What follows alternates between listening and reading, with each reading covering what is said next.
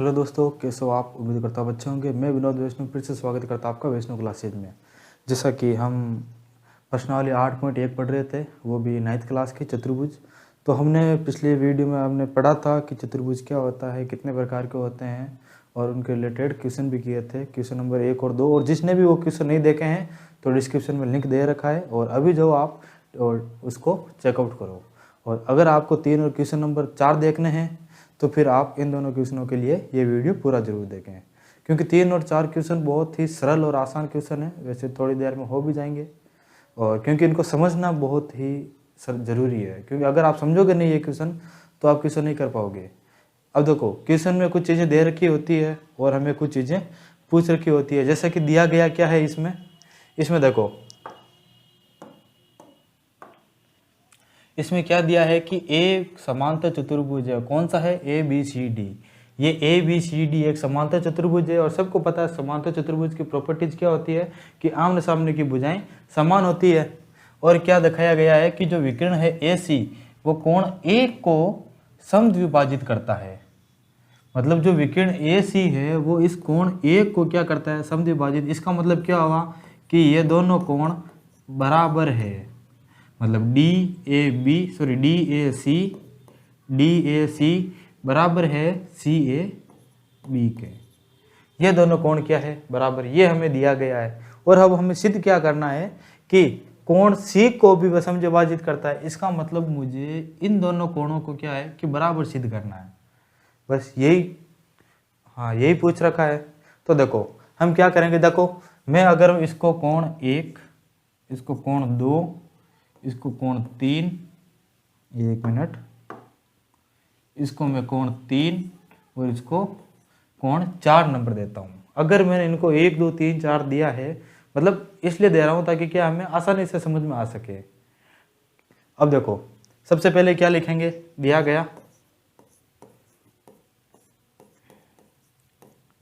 गया में हम क्या लिखेंगे कि ए बी सी डी एक समांतर चतुर्भुज है, यही दिया गया है। और अब उसके अलावा दूसरा क्या है कि इसका मतलब ए बी और सी डी हो तो लिखने की जरूरत नहीं है। दूसरा हमें क्या दिया गया है कि कोण 1 बराबर कोण 2। मैं इसको समीकरण 1 दे देता हूँ। ये हो गया। अब देखो, अगर 1 और 2 दोनों बराबर है तो सिद्ध करना।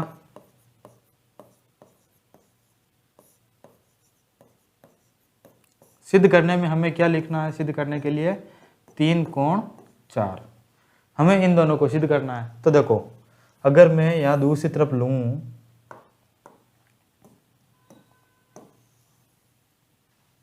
तो देखो,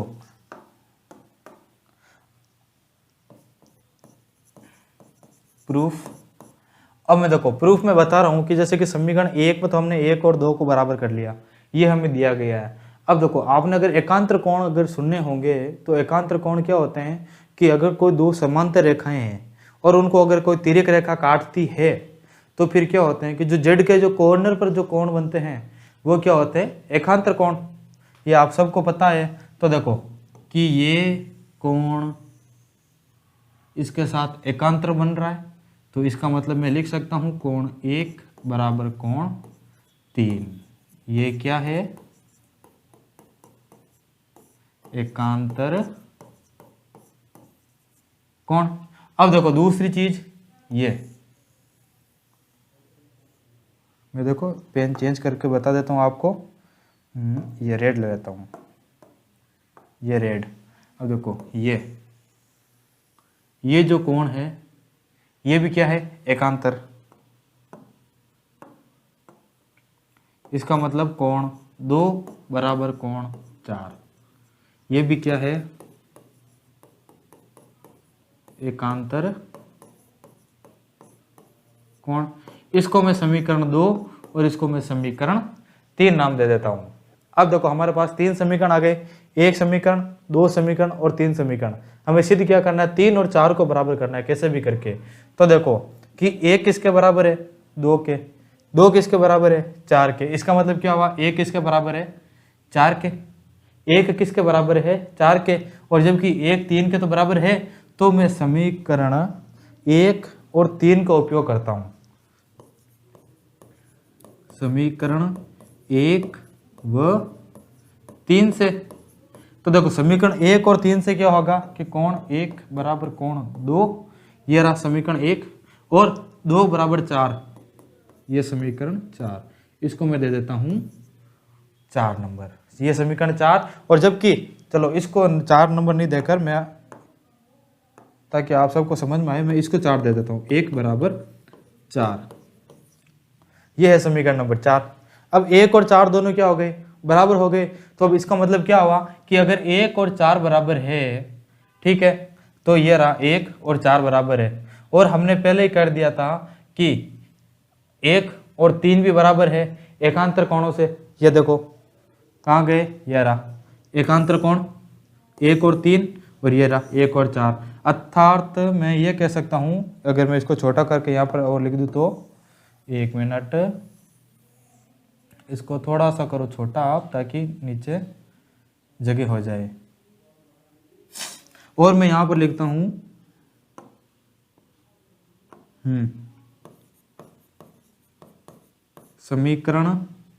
समीकरण ये रहा 2 और 4, समीकरण 2 व 4 से।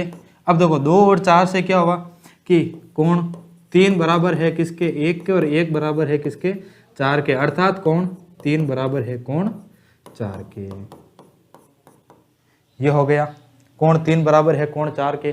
अगर 3 और 4 दोनों बराबर है, तो इसका मतलब है कि मैं यहां पर लिख सकता हूं कि,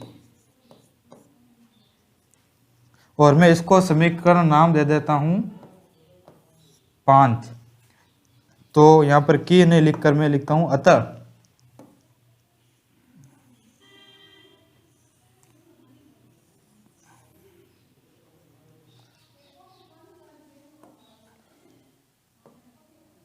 ये 4, और इसको मैं समीकरण 5 घोषित कर देता हूं। और यहां पर हम लिख सकते हैं अतः समीकरण 5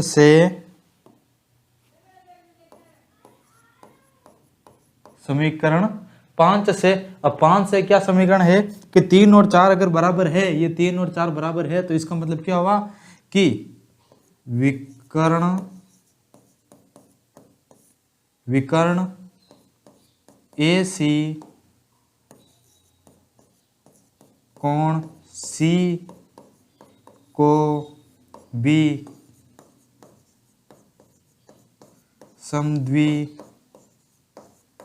समद्विभाजित करता है। तो आप इसको नोट कर लो।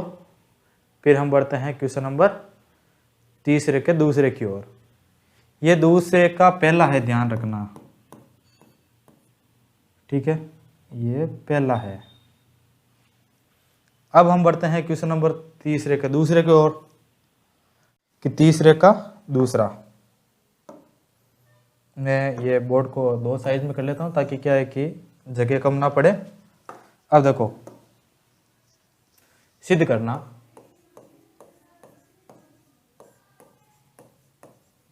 सिद्ध करने में हम क्या लिखेंगे कि ABCD एक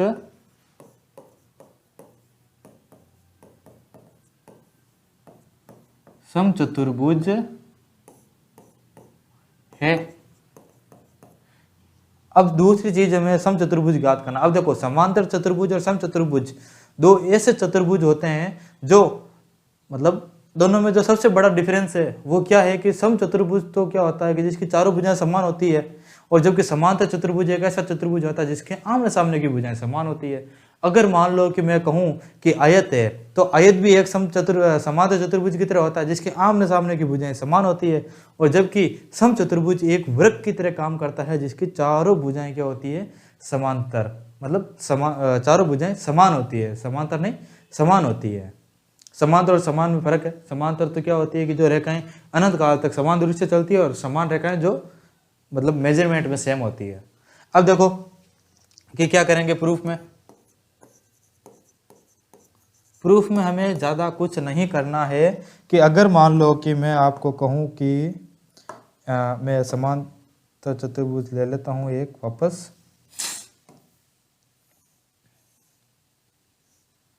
मैं ये समांतर चतुर्भुज ले रहा हूँ, ठीक है, और मैं इसके अंदर वो रेखा डाल रहा हूँ विकीर्ण, ये यहाँ से लगाकर यहाँ तक, और मैंने नाम क्या क्या दिए थे उनके मैंने नाम दिए थे ए, अच्छा सब कुछ सेम ही ले लेता हूँ ना,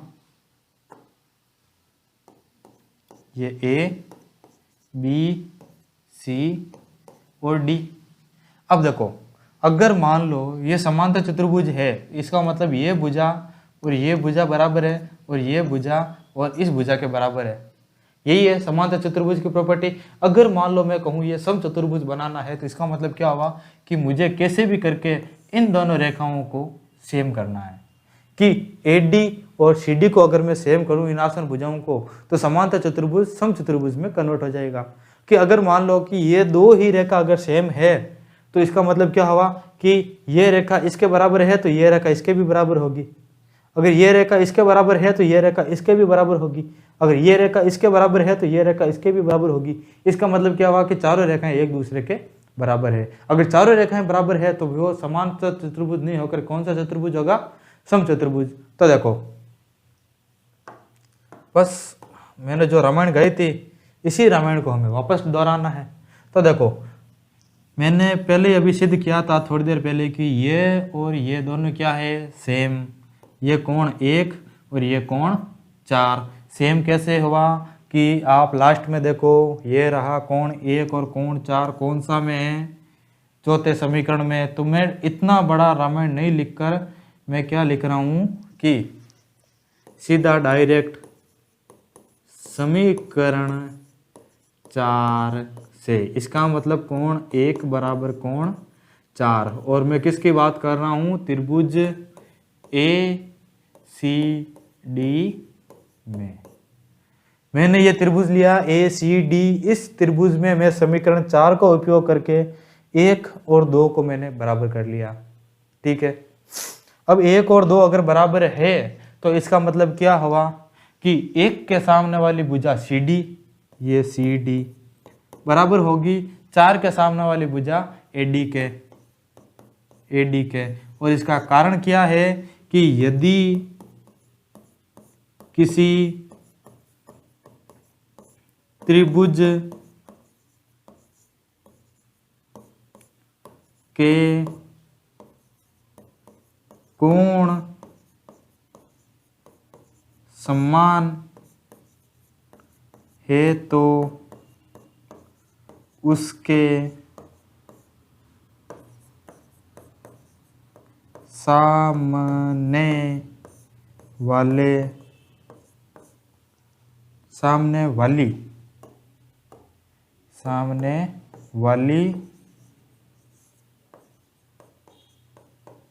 भुजाएं भी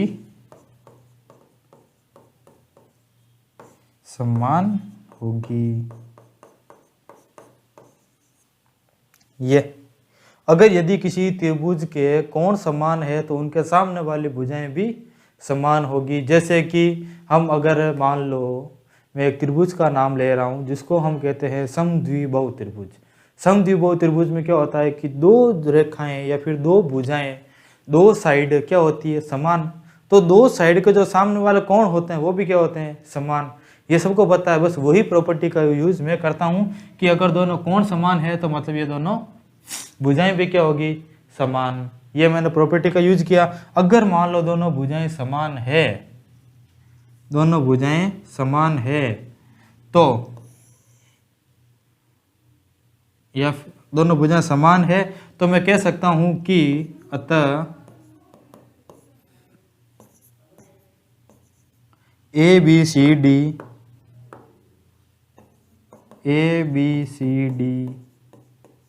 एक समचतुर्भुज है। कारण क्या है कि अब समचतुर्भुज क्यों है, इसका सिंपल और साधारण कारण आप लिख दो कि यदि किसी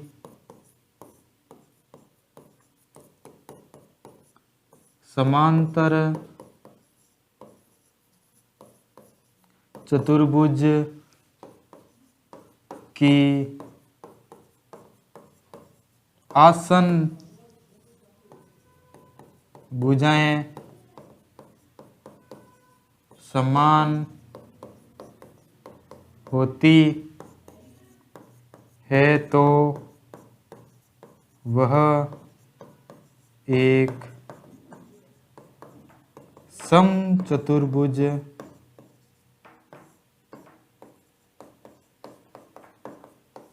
होगा। वह चतुर्भुज कौन सा होगा, समचतुर्भुज। तो आपसे निवेदन करता हूँ आप ये इन सबको उतार लो ताकि हम क्वेश्चन नंबर आगे नेक्स्ट क्वेश्चन नंबर 4 की ओर बढ़ सके। तो आप क्या करो, उतार लिया होगा। तो चलो क्वेश्चन नंबर 4 की। अब देखो क्वेश्चन नंबर 4 भी सेम टू सेम ही है, सेम टू सेम ही है। बस इसको आपको लगता है कि ये कुछ अलग होगा क्वेश्चन, नहीं क्वेश्चन तो ये सेम ही है। अब देखो क्या है कि ABCD एक आयत है, तो मैं सबसे पहले एक आयत बना लेता हूँ। ये ABCD एक आयत है, ABCD एक आयत है।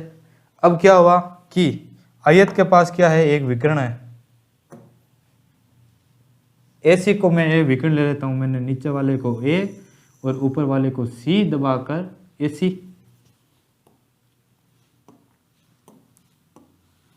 मैंने यहाँ पर A B ये C ये D। AC, हाँ तो देखो AC। अब अगर AC अगर एक विकर्ण है तो क्या कहा कि कोण A और कोण C को समद्विभाजित करता है। किस किस को समद्विभाजित करता है कि कोण A, इसको मैं 1 नाम दे देता हूँ, इसको मैं 2 नाम दे देता हूँ, इसको मैं 3 और इसको 4। 1 2 3 और 4।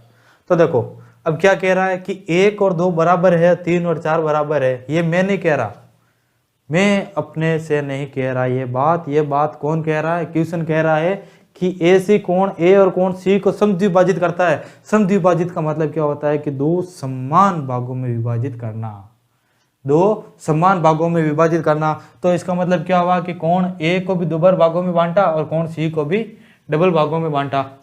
अब आप कह रहे हो होंगे कि सर ये दोनों बराबर तो नहीं दिख रहे, नहीं दिख रहे तो कोई बात नहीं, हमें इन्होंने कहा तो हम मान लेते हैं।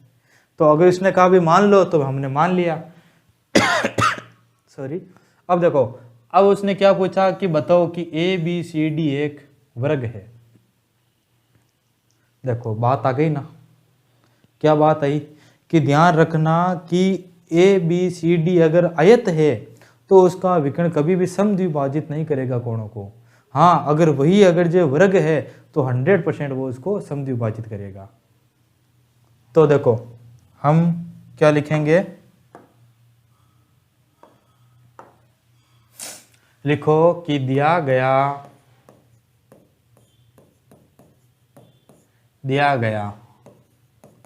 ABCD एक आयत है। फिर लिखो तुम सिद्ध करना।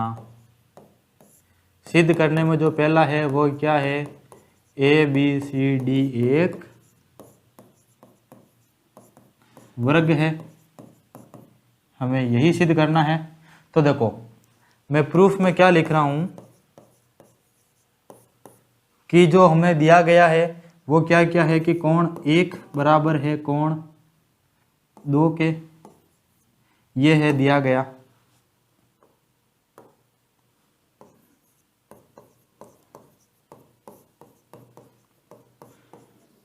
इसको समीकरण 1 दे दो। फिर दूसरा कि 3 और 4 बराबर है, ये भी क्या है दिया गया, इसको समीकरण 2 नाम दे दो। अब देखो समीकरण 1 भी आ गया, समीकरण 2 भी आ गया।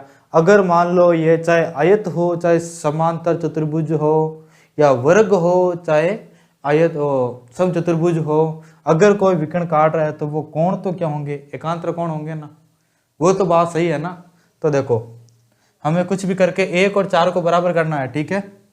तो देखो मैं यहाँ पर लिख रहा हूँ कि कोण 1 बराबर कोण 3, क्यों? क्योंकि क्या है, एकांतर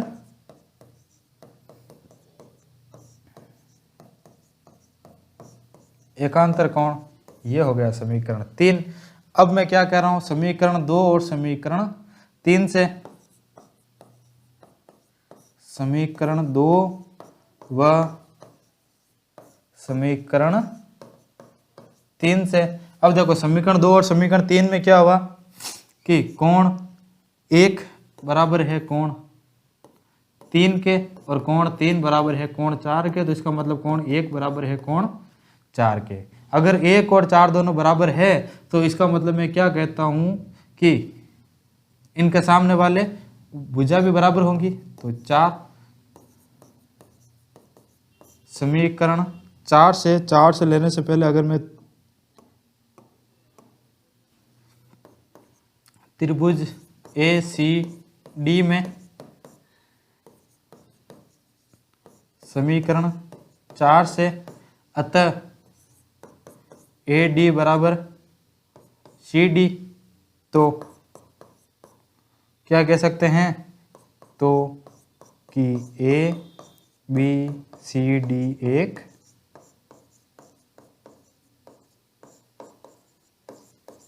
आयत है। ABCD एक आयत है। अब आयत का आप कारण भी लिख सकते हो।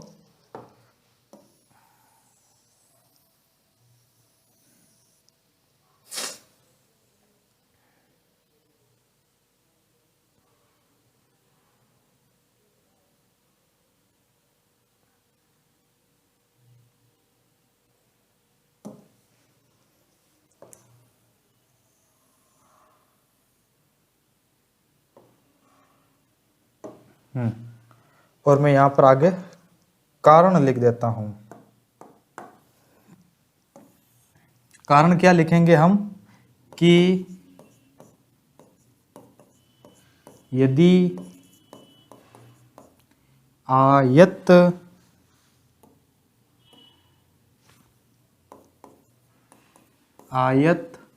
के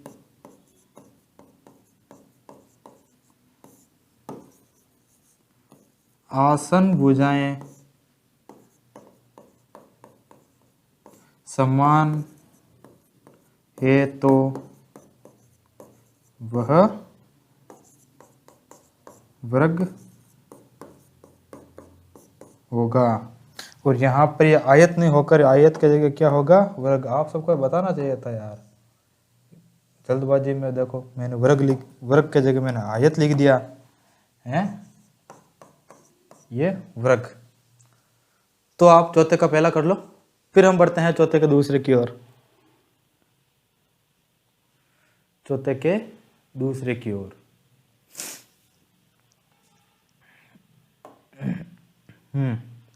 देखो चौथे का दूसरा,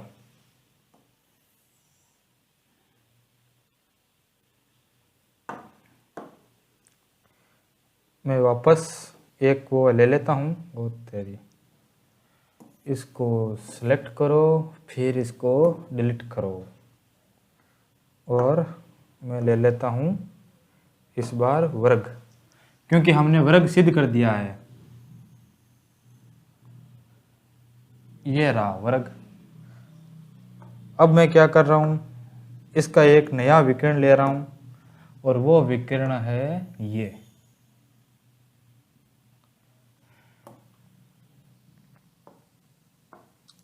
और मैं नाम दे रहा हूं इसका ABCD।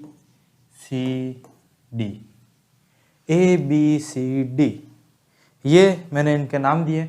अब देखो, अब प्रॉब्लम क्या आ रही है, प्रॉब्लम इसका मतलब हमें सिद्ध क्या करना है कि जो BD है विकर्ण, वो कोण बी और कोण डी को समद्विभाजित करता है। तो देखो समद्विभाजित करता है तो मैं वापस इनके नया नाम दे देता हूँ कि ये कोण नंबर 5, ये कोण 6, इसको कोण 7 और इसको कोण 8 दे देता हूँ। देखो मैं चाहूँ तो इन दोनों को आप सर्वांग सम भी सिद्ध करके कोणों को बराबर कर सकते हो।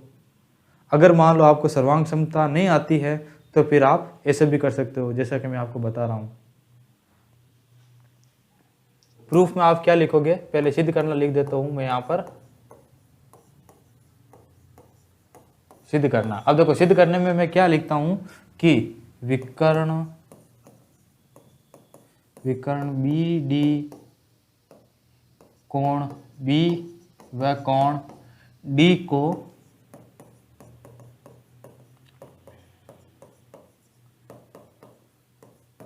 समद्विभाजित करता है। तो देखो प्रूफ में हम क्या लिखेंगे, सबसे पहले मैं लेता हूं त्रिभुज ए बी और डी। अगर मैं त्रिभुज ए बी डी लूं तो देखो त्रिभुज ए बी डी में क्या होगा कि ए बी बराबर क्या है ए डी, अर्थात ए बी के सामने वाला कोण 7 बराबर है कोण 5 के। मैं इसको समीकरण नाम दे देता हूं, कौन सा, मैं इसको समीकरण नाम दे देता हूं कि यहां पर हमने 4 तक लिया था, मैं अगला वाला समीकरण 5 नाम दे देता हूं। इसको मैं नाम दे देता हूं समीकरण नंबर 5। अब देखो हमारे पास समीकरण नंबर 5 आ गया और इसका आगे देखो कि 5 और ये बराबर है और कोण 5 और कोण 8 भी क्या है बराबर। तो मैं यहां पर लिख देता हूं कि कोण 5 बराबर है कोण 8 के। अगर कोण 5 और कोण 8 अगर बराबर है तो इसका मतलब क्या होगा, ये कौन से कोण होंगे, एकांतर कोण, इसीलिए वो बराबर हुए। और मैं इसको नाम दे देता हूं 6। अब 5 और 8 अगर बराबर है तो 7 और 6 भी बराबर होंगे। मैं यहाँ पर लिख देता हूँ 7 और 6, 7 और 6 बराबर है, ये कौन से हुए, एकांतर कोण। इसको मैं दे देता हूं नंबर 7। अब हमें सिद्ध क्या करना है, 7 को 8 के बराबर और 5 को 6 के बराबर। तो देखो मुझे कैसे भी करके 5 को 6 के बराबर करना है। तो मैं अगर कहूं कि 7 और 5 बराबर है और 5 और 8 बराबर है, इसका मतलब 7 और 8 भी क्या होंगे बराबर। तो 7 और 8 बराबर है तो 7 और 8 और 6 भी बराबर होंगे। देखो ये सच नहीं होगा।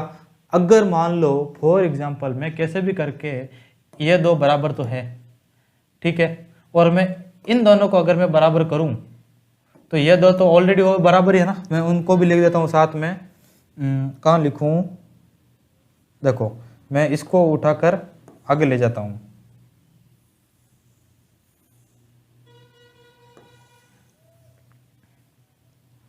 यहाँ पर, और मैं यहाँ पर एक और चीज़ लिख देता हूँ ताकि आपको नज़र में रहे कि अगर 7 और 5 अगर बराबर है, उसी प्रकार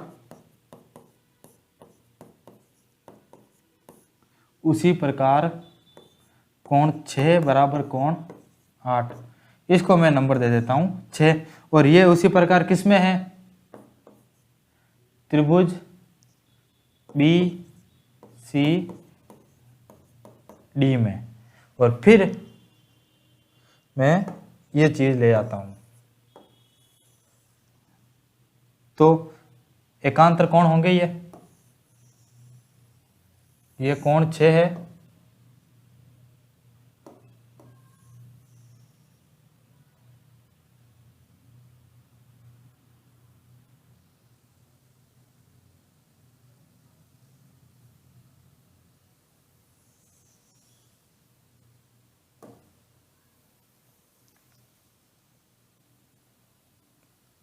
ये।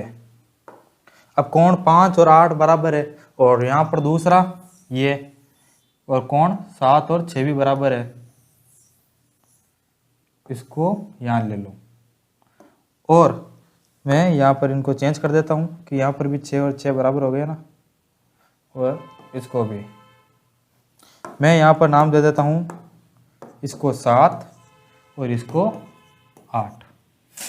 हाँ ये देखो 5, 6, 7 और 8 हमारे पास 4 प्रकार के कोण आ गए। और मुझे कैसे भी करके 5 को 6 के बराबर और 7 को 8 के बराबर करना है। तो देखो मुझे 7 को 8 के बराबर करना है मेन बात, और मुझे 5 को 6 के बराबर करना है। तो देखो ये 7 और ये 5, ये 7 और ये 6, तो मैं समीकरण 5 और समीकरण अगर 8 का उपयोग करूं तो क्या देखो मैं यहाँ पर लिख देता हूँ समीकरण 5 व 8 से।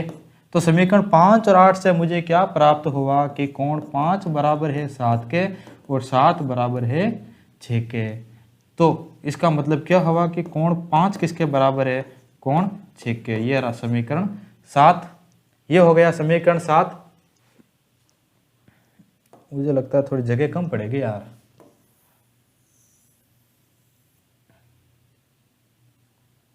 इसको थोड़ा छोटा करो और यहाँ रखो।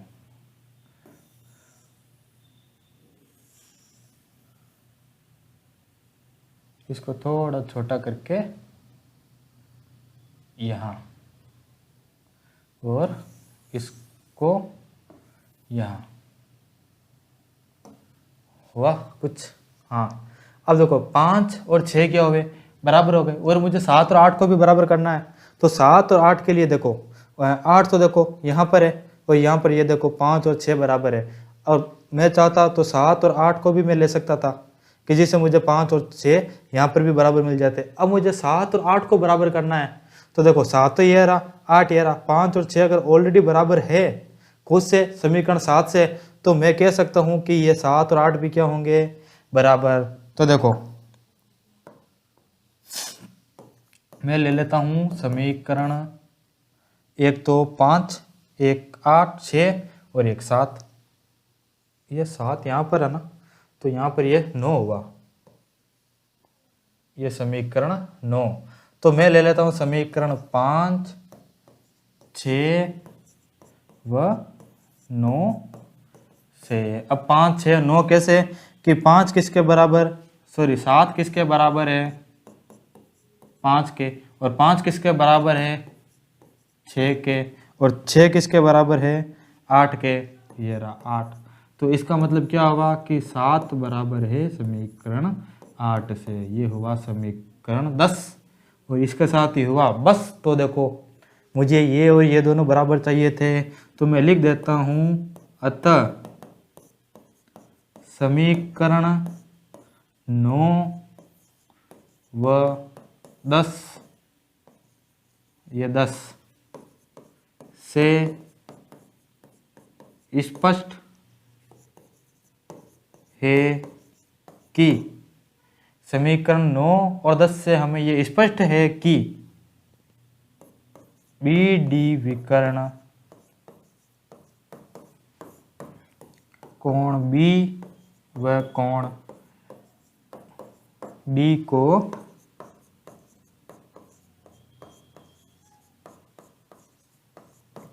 समद्विभाजित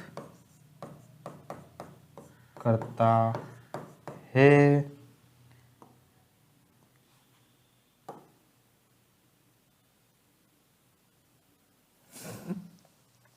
तो इसको आप नोट कर लो।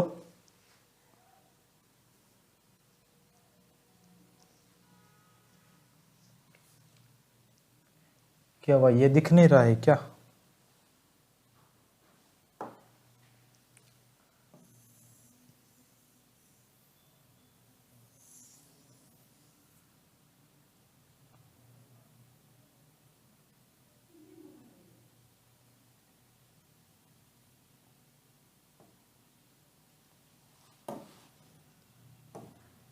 ये